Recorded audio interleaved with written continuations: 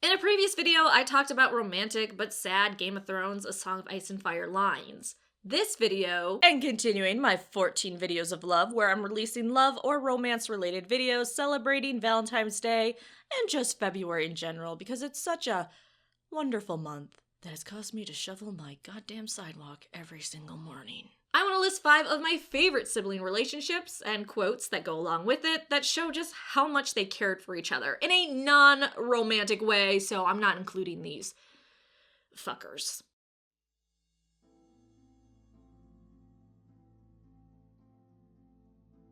Number 1. Oberyn and Ilya Martell. If you die before you say her name, sir, I will hunt you through all 7 hells. It's hard to find someone that loved their sibling or was willing to go as far for their sibling as Oberyn Martell was willing to for Ilya. From the day his sister Ilya's children were killed and then she herself was raped and killed, Oberyn wanted nothing but revenge for her. The loss of his sister killed him, and he tried to rise up against Robert Baratheon almost immediately before he was calm back down. Romantic love can lead to a lot of stupid and vengeful things, but Oberyn proves that the love between siblings or family can be just as strong, if not stronger. This is a man that spent almost 2 decades waiting to avenge his sister, and there wasn't a day he forgot about her. Gregor gained the mountain, raped Ilya, and split her in half with his great sword. And it wasn't enough just to kill one of the men responsible for the death of Ilya and her children. Oberyn wanted to hear the Mountain's confession that he killed his loved sister, and it is chilling. Say her name! You raped her! You murdered her! You killed her children! Say it. Say her name. Honestly, given how deeply he cared for his sister, I would have loved to see what he did after he killed the Mountain. Unfortunately, though, he had a whoopsie. Elia Martell! Number 2. What is honor compared to a woman's love? What is duty against the feel of a newborn son in your arms, or the memory of a brother's smile? Wind and words, wind and words. We are only human, and the gods have fashioned us for love. That is our great glory, and our great tragedy. Of course, this quote is also about romantic love, but it always gets me how beautiful his words were and just how much sadness is also behind them. First off, this quote is from a man that gave up the chance to be a king and also have a wife and children for his brother. A selfless act in itself. Romantic love is great, but the love between these two brothers created a bond that wealth and power couldn't destroy. He cared for his brother, and likely the realm, so much he gave up any chance for power or a family to make sure his flesh and blood remained safe and in power. You know who I was before I came here? What I could have been if I'd only said the word?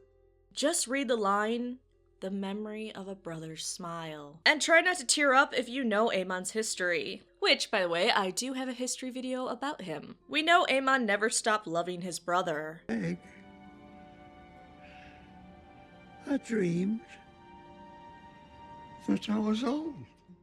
And the line, the gods have fashioned us for love, clearly shows AEMON loved his family so deeply, and because of duty, he was forced to stand aside as they were butchered and shoved off the throne. And the children, even the little children. This quote, besides in reference to his own family, shows he knows the power of love, how far it can push someone, and how it has led to great and terrible events in the romantic sense as well. Heck, look at his brother Egg's children.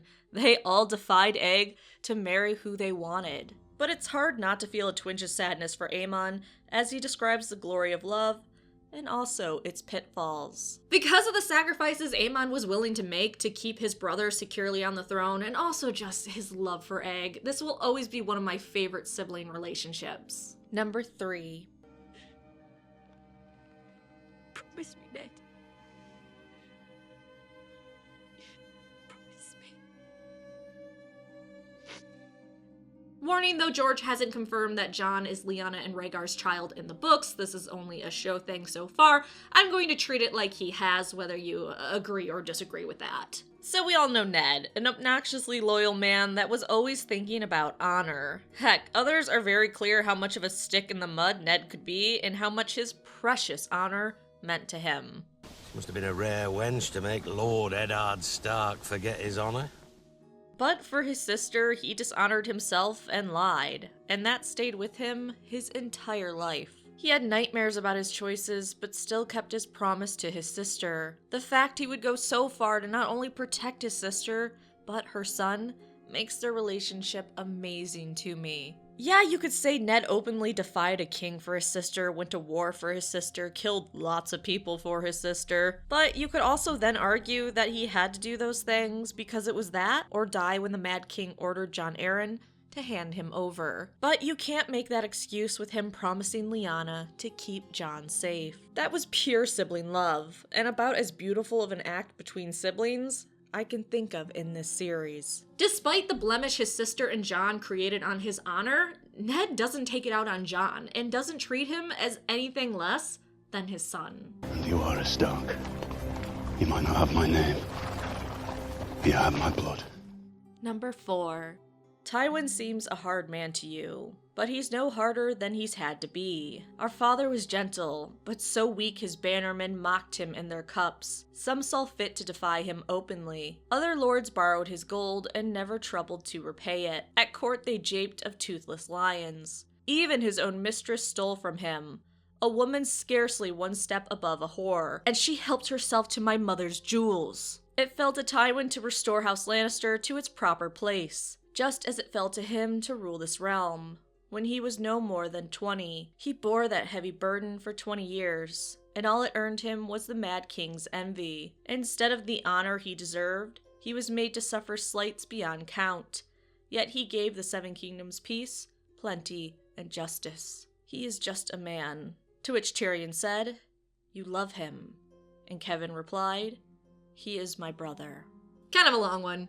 Sorry, but the relationship between Tywin and his siblings is interesting. Tywin loved them the only way he could, and I still love the relationship between Tywin and Kevin. Tywin didn't love his siblings in the traditional sense, but you could say he loved them in the ways he was able to. Kevin obviously loved Tywin, even if he didn't always agree with him, though that guy really went along with most of what Tywin wanted. Kevin, without being overly emotional, says all we need to know about how much he cares for Tywin and their brotherly bond. It also speaks to those of us that have siblings that may be a little hard to love because of their nature, but they're still your family and you care for them. Number 5. "It's just a stupid sword," she said aloud this time, but it wasn't. Needle was Robb and Bran and Rickon, her mother and her father, even Sansa. Needle was Winterfell's gray walls, and the laughter of its people. Needle was the summer snows, Old Nan's stories, the heart tree with its red leaves and scary face, the warm earthy smell of the glass gardens, the sound of the north wind rattling the shutters of her room. Needle was Jon Snow's smile. I know Martin originally had a romantic thing between Arya and Jon, but I am not indulging the Arya-Jon shippers here. I'm taking these quotes purely as a sibling love without boinking away. Arya and Jon were close as children, close in ways he wasn't with his other half-siblings. Cough. Sansa cough. The fact Jon would even risk giving his sister a gift like this, and that he knew her so well that she would love it, speaks volumes to their relationship. They clearly had a wonderful sibling bond, which makes their separation even more tragic. Arya knows that she needs to become no one, but she can't get rid of the present Jon gave to her, something that reminds her of her home, parents, and siblings, including Jon and his smile. And Jon had a similar love for Arya. Her joy from receiving a sword from him warms his heart all the way to the wall. Heck, their bond is so strong, Arya picked Jon over her father. Where did you get this? Plus, if you want to bring the direwolves into this, which shows the personality of their owners, we can see that Jon and Arya's direwolves respect and care for each other. Clearly, Ghost likes Nymeria, and Nymeria is willing to follow Ghost. And if I can continue with the beautiful but sad sibling quotes, this passage gets me every time. She went back to the window, needle in hand, and looked down into the courtyard below. If only she could climb like Bran, she thought. She would go out the window and down the tower, run away from this horrible place, away from Sansa and Septa Mordane and Prince Joffrey, from all of them. Steal some food from the kitchens, take Needle and her good boots and a warm cloak. She could find Nymeria in the wild woods below the Trident, and together they'd return to Winterfell, or run to Jon on the Wall. She found herself wishing that Jon was here with her now. Then maybe she wouldn't feel so alone. Jon and Arya even think similar thoughts about each other. And Arya, he missed her even more than Robb, skinny little thing that she was, all scraped knees and tangled hair and torn clothes, so fierce and willful. Arya never seemed to fit, no more than he had. Yet she could always make Jon smile. He would give anything to be with her now, to muss up her hair once more and watch her make a face, to hear her finish a sentence with him. Then there's Arya's thoughts. She would give anything if Jon had been there to call her little sister and muss her hair. If Jon and Arya aren't reunited, I am going to be devastated. So those are only 5 sibling relationships and quotes that I absolutely love. What sibling relationship would you have included in this video? Please someone say something about Stannis and his peach.